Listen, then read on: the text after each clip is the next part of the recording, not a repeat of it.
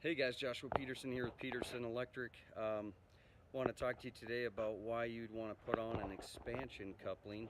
There are expansion risers, but there's also couplings that come in, I don't know, anywhere from a 1 inch, probably 3/4 half inch as well, all the way up to probably a 4 inch.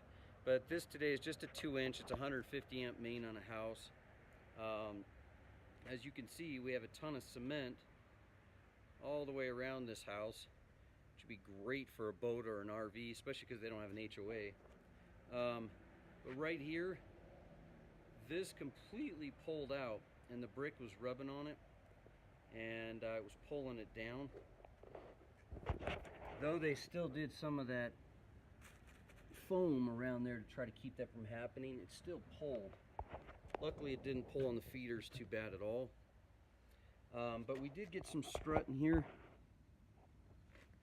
The 2.5 inch strut strap, and then a slip coupling is what we call that. And anyways, usually you need a generator, a hammer drill, sawzall, and a heat box. And I have all that on another video I'll show you. But the reasons why you would do this is because, number one, if this feeder pulls out and keeps rubbing on the brick, that siding could ignite. Their junction or transformer was back here. I didn't go back there with those guys, but it's right in the backyard. So there is no overcurrent protection. They may have a bayonet fuse inside of that transformer, but it's still not going to help with that kind of fault that could be created. The other thing was that they were getting a lot of hornet's nest and black wasp pooled inside of this meter can we can't get to. So if you open up this side, which is the customer side, they would definitely just try to come through and sting you.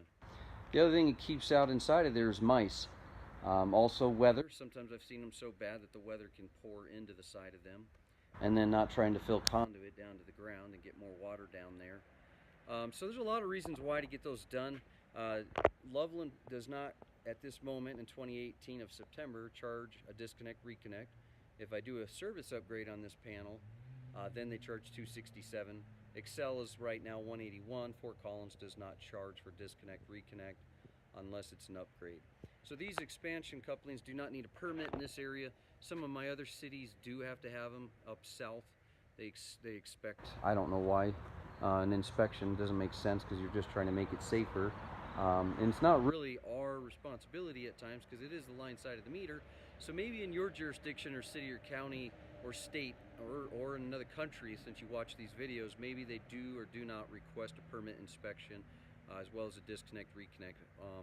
We don't, so all we have to do is get that put in like we did today. And yeah, that turned out really nice, just to show you guys. Some of you do it yourself, so think you're going to do that yourself unless you own a Yamaha generator. I think mine's a 1500 kW or 1.5, and that was about $1,000 plus tax. And then if you have a heat box, that was about 500, and my hammer drill was 600, and then all my hand tools. So unless you got about $2,500 sitting around to get that just right and heat up that, I doubt you're going to be able to do that. So anyways, guys, thanks for joining us up. Hopefully that'll help you out to understand why to do an underground feed with an expansion coupling and not put it off.